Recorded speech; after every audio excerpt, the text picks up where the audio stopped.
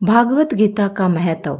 माता पार्वती और भोलेनाथ की एक कहानी से हम आपको बताते हैं गीता का एक अध्याय हमारी जिंदगी को कैसे बदल सकता है।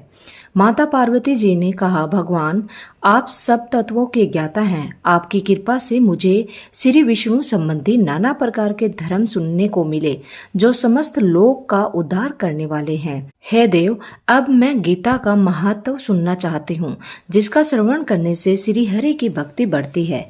महादेव जी बोले, जिनका श्री विग्रह अलसी के फूल की भांति श्याम वर्ण का है, पक्षीराज गरुड़ ही जिनके वाहन है, जो अपनी महिमा से भी कभी च्युत नहीं होते हैं तथा शेषनाग की शैया पर शयन करते हैं, उन भगवान महाविष्णु की हम उपासना करते हैं। एक समय की बात है, मूर दैत्य के नाशक भगवान विष्णु शेषनाग के रमणीय आसन पर सुखपूर्वक विराजमान थे। उस समय समस्त लोगों को आनंद देने वाली भगवती लक्ष्मी ने आदर पूर्वक प्रश्न किया।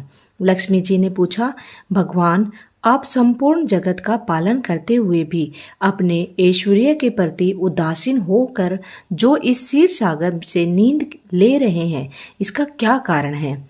श्री भगवान बोले, सुमुखी, मैं नींद नहीं लेता हूँ, अपितु तत्व का अनुसरण करने वाली अंतर्दृष्टि के द्वारा अपने ही महास्वर स्वरूप का साक्षात्कार कर रहा हूँ। यह वही तेज है जिसका योगी पुरुष कुशाग्र बुद्धि के द्वारा अपने अंतःकरण से दर्शन करते हैं तथा जिसे मीमांसक विद्वान वेदों का सार तत्व निश्चिंत करते हैं। वह महास्वर तेज एक अजर प्रकाश स्वरूप आत्म रूप रोग शोक से रहित है, अखंड आनंद का पूज्य है, निष्पन्द और दैत्य रहित है। इस जगत का जीवन उसी के अधीन है, उसी का अनुभव करता हूँ। श्री देवी, यही कारण है कि मैं तुम्हें नींद लेता सा प्रतीत हो रहा हूँ। श्री लक्ष्मी जी ने कहा, अंतर्यामी, आप ही योगी पुरुषों के ध्येय हैं। आपके अतिरिक्त भी कोई ध्यान करने योग्य तत्व है? यह जानकर मुझे बड़ा कौतूहल हो रहा है। इस चराचर जगत की सृष्टि और संहार करने वाले स्वयं आप ही हैं। आप सर्वसमर्थ हैं। इस प्रकार की स्थिति में होकर भी यदि आप उस परम तत्व से भिन्न हैं तो मुझे उसका बोध कराइए। श्री भगवान बोले, प्रिय, आत्मा का स्वरूप द्वैत और अद्वैत से पृथक है, भाव और अभाव से मुक्त है तथा आदि और अनंत से रहित है। शुद्ध ज्ञान के प्रकाश से उपलब्ध होने वाला तथा परमानंद स्वरूप होने के कारण एकमात्र सुंदर है। वही मेरा ईश्वरीय रूप है। आत्मा का एक तो ही सबके द्वारा जानने योग्य है। गीता शास्त्र में इसी प्रकार का प्रतिपादन हुआ। अमित तेजस्वी भगवान विष्णु के ये वचन सुनकर लक्ष्मी देवी ने शंका उपस्थित करते हुए कहा, भगवान, यदि आपका स्वरूप स्वयं परम आनंदमय है और मन वाणी की पहुंच के बाहर है तो गीता कैसे उसका बोध कराती है? मेरे इस संदेह का निवारण कीजिए। श्री भगवान बोले, सुंदरी सुनो, मैं गीता में अपनी स्थिति का वर्णन करता हूँ। 5 अध्यायों को तुम 5 मुख जानो, 10 अध्यायों को 10 भुजाएं समझो तथा 1 अध्याय को उदर और 2 अध्याय को दोनों चरण कमल जानो। इस प्रकार यह 18 अध्याय की वाग्मय ईश्वर रूपीय मूर्ति ही समझनी चाहिए।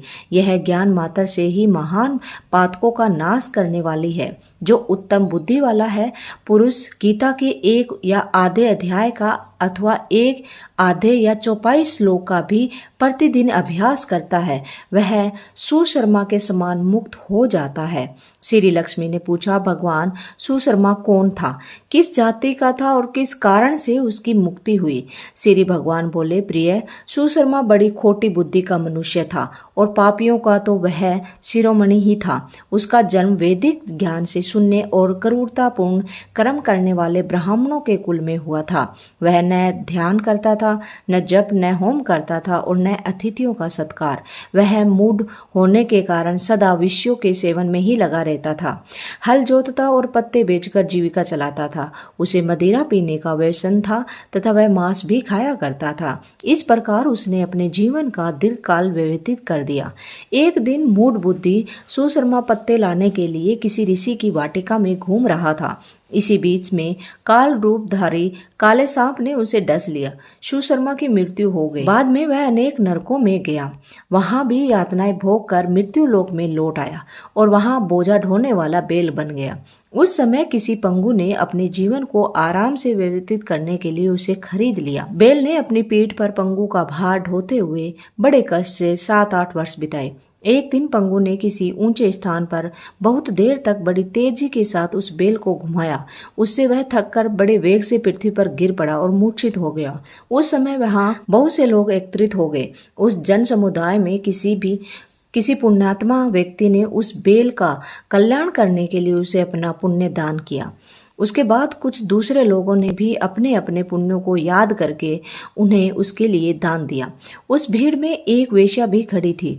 उसने अपने पुण्य का पत्ता नहीं था, तो भी उसने लोगों को देखा देखी उस बेल के लिए कुछ त्याग किया। उसके बाद यमराज के दूत उस मरे हुए प्राणी को पहले यमपुरी ले आए। वहां यह विचार कर रहे कि वेश्या के दिए हुए पुण्य से पुण्यवान हो गया, उसे छोड़ दिया गया और फिर वह भूलोक में आकर उत्तम कुल और सील वाले ब्राह्मणों के घर में उत्पन्न हुआ। उस समय भी उसे अपने पूर्व जन्म की बातों का स्मरण था। बहुत दिनों के बाद अपने अज्ञान को दूर करने वाले कल्याण तत्व का जिज्ञासु होकर वह उस वेश्या के पास गया और उसने दान की बात बतलाते हुए उसने पूछा, तुमने कौन सा पुण्य दान किया था? वेश्या ने उत्तर दिया, वह पिंजरे में बैठा हुआ तोता प्रतिदिन कुछ पढ़ता है, उससे मेरा अंतःकरण पवित्र हो गया है। उसी का पुण्य मैंने तुम्हारे लिए दान किया था। इसके बाद उन दोनों ने तोते से पूछा। तब उस तोते ने अपने पूर्व जन्म का स्मरण करके प्राचीन इतिहास कहना आरंभ किया।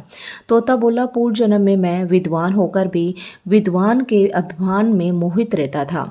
मेरा राग द्वेष इतना बढ़ गया था कि मैं गुणवान विद्वानों के प्रति भी ईर्ष्या भाव रखने लगा। फिर समय अनुसार मेरी मृत्यु हो गई और मैं अनेकों घृणित लोकों में भटकता फिरा। उसके बाद इस लोक में आया। सदगुरु की अत्यंत निंदा करने के कारण तोते के कुल में मेरा जन्म हुआ। पापी होने के कारण छोटी अवस्था में ही मेरा माता पिता से वियोग हो गया। एक दिन मैं ग्रीष्म ऋतु में तपे मार्ग पर पड़ा था।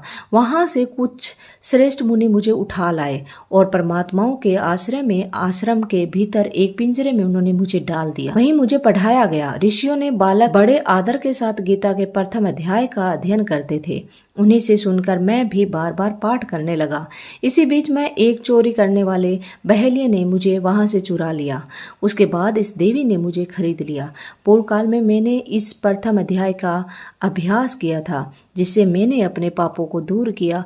फिर उसी से इस वेश्या को भी अंतःकरण शुद्ध हुआ और उसी के पुण्य से द्विज श्रेष्ठ सुशर्मा भी पाप मुक्त हुए हैं। इस प्रकार परस्पर वार्तालाप और गीता के प्रथम अध्याय के महामात्य की प्रशंसा करके वे तीनों निरंतर अपने अपने घर पर गीता का अध्ययन करने लगे। फिर ज्ञान प्राप्त करके वे मुक्त हो गए। इसीलिए जो गीता के प्रथम अध्याय को पढ़ता है, सुनता है तथा अभ्यास करता है, उसे इस भव सागर को पार करने में कोई कठिनाई नहीं होती और भगवान शिव आपके सभी मनोकामना को पूरी करते हैं। तो दोस्तों, वीडियो अच्छा लगा, video like, share and subscribe अवश्य करना। Thank you.